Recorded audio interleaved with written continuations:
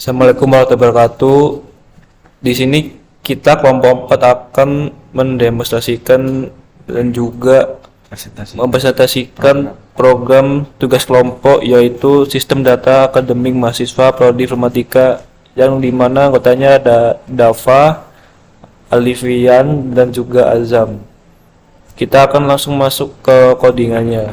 Di sini kita akan mendemonstrasikan dulu. Pertama, kita akan pilih satu data mahasiswa. Lalu kita akan menambahkan data mahasiswa di sini. Nah, kita lihat datanya sudah tertambah. Nah, di sini kita mulai dari terjemahan. Terjemahan di sini ada pilih menu. Pilih menu yaitu kita akan lihat di sini pilih menu satu, yang dimana pilih satu ada di data mahasiswa di sini tadi. Nah, lalu kita akan ke sistem CLS, di mana sistem CLS itu menghapus terminal yang lalu. Jadi kayak gini. Kita pilih 5. Langsung kehapus tadi, kita ganti ke sini. Kita lanjut ke bagian display true. Display true di mana display akan menampilkan tampilan seperti ini. Nah, display terdapat pada bagian ini fungsi void display, yang dimana terdiri dari sistem CLS yang tadi untuk menghapus tampilan, dan juga ada integer pilih menu, count ini untuk menghitung perulangan, dan juga integer directory. Yang kedua ada file fptr, yaitu di mana fptr ini akan membuat file path yang akan dimasukkan ke dalam fopen. Nah, di sini ada juga data. Nah, selanjutnya ada fungsi pointer, di mana fopen data mahasiswa, dan juga pengoperasian R, di mana pengoperasian R itu diartikan dibaca saja. Nah, di sini kita akan membackstrok data yang terdiri dari karakter name, nama, kelas, dan juga ada tipe data struct, yang dimana data. Kita lanjut ke bagian directory info. Nah, directory info ini dimana dia akan menampilkan total data yang ada di sini, yang ada di terminal. Nah, di sini terlihat total data yaitu 4. Total data yang di sini directory info terdiri dari file pointer. Dan juga di sini ada file pointer dengan fopen data mahasiswa, operatornya R. Nah, di sini ada fungsi f6, fpointer 0 seek_n, di mana f6 yaitu untuk dibaca dari belakang, yang dimana 0 yaitu untuk mengatur posisi pointer yang akan dimulai. Dan kita lanjut ke return ftel fpointer dibagi of data, yang dimana di sini maksudnya ftel akan meruntun banyaknya data yang ada, dan juga nanti akan dibagi dengan ukuran satu buah data. Oke, jadi di sini ada fungsi yaitu jika boolean is ascending ini bernilai true, maka dia akan menjalankan program yang di sini. Jika tidak, jika hasilnya adalah false, dia akan menjalankan program yang di sini, yang dimana program di sini akan menjalankan mengurutkan data dari yang terlama. Yang di sini akan menjalankan data dari yang terbaru, seperti yang kita lihat di integer main line 300 ini di sini. Jadi dia akan menangkap data dari sini. Oke, jadi jika boolean is ascending ini sama dengan true, dia akan melakukan perulangan di sini while, yaitu file pointer akan meminta satu data dari banyaknya data untuk dikirimkan ke data yang akan di-print di sini, yang terdiri dari data NIM, nama, dan data kelas. Ketika perulangan ini sudah selesai, maka program akan keluar dari perulangan dan akan ngeprint normal, kemudian akan keluar dari file pointer. Kita akan bahas jika ascending itu sama dengan false. Jadi fungsi seekn di sini untuk memundurkan pointer ke yang paling belakang. Dan kenapa di sini ada min size of dt? Agar pointer tersebut berjalan mundur karena pointer tersebut sudah dari belakang. Ketika pointer sudah dari belakang, dia akan menjalankan perulangan for di sini, yang dimana f-rate ini seperti tadi, dia akan membaca data, kemudian akan di print f di sini data yang sudah kita inputkan.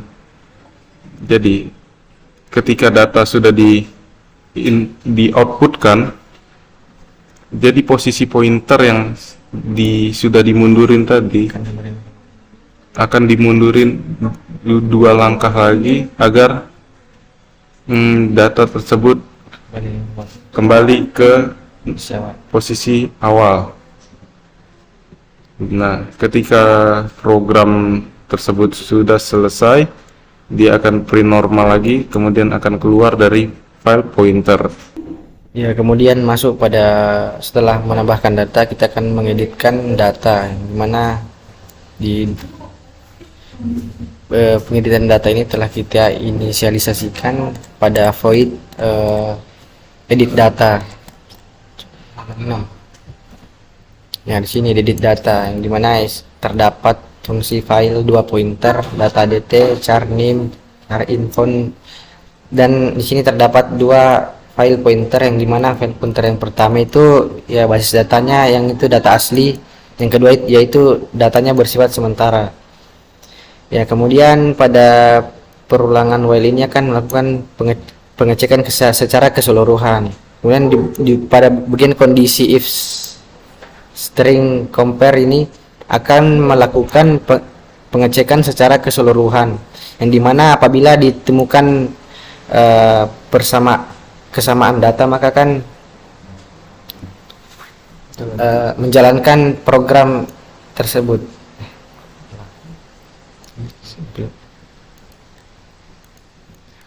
Selanjutnya kita masuk ke bagian cari data. Yang pertama kita mendeklarasikan dulu sistemnya atau fungsinya, tipe datanya. Yang pertama ada sistem, file, data, integer menu, boolean, char name, nama, dan f pointer, f open.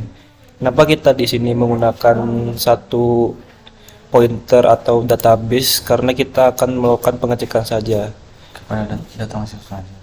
Nah, akhirnya kita akan melakukan pengulangan, yang dimana melakukan pengecekan dari database yang asli atau data mahasiswa.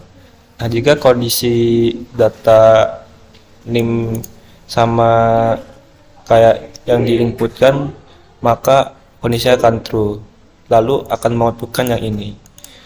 Yang di bawahnya juga sama, bedanya cuma nama, yang di sini NIM.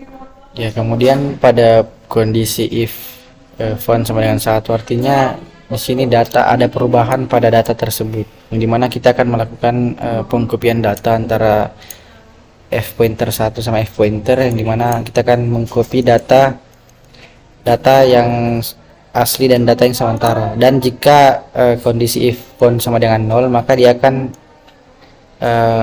keluar statement seperti ini, yaitu data tidak ditemukan. Setelah itu kita lanjut ke bagian drive data. Yang pertama kita menuliskan dulu variabelnya. Yang pertama yaitu cls, dan juga membuat dua file pointer atau database yang sama sementara, juga data, child name, dan juga bool. Ini untuk mengecek apakah data sudah di-delete apa belum. Lalu kita membuat dua file database yang asli sama yang sementara. Lalu kita memasukkan name yang akan di-delete. Setelah itu kita melakukan perulangan di sini seperti tadi. Lalu ini melakukan pengecekan atau compare data.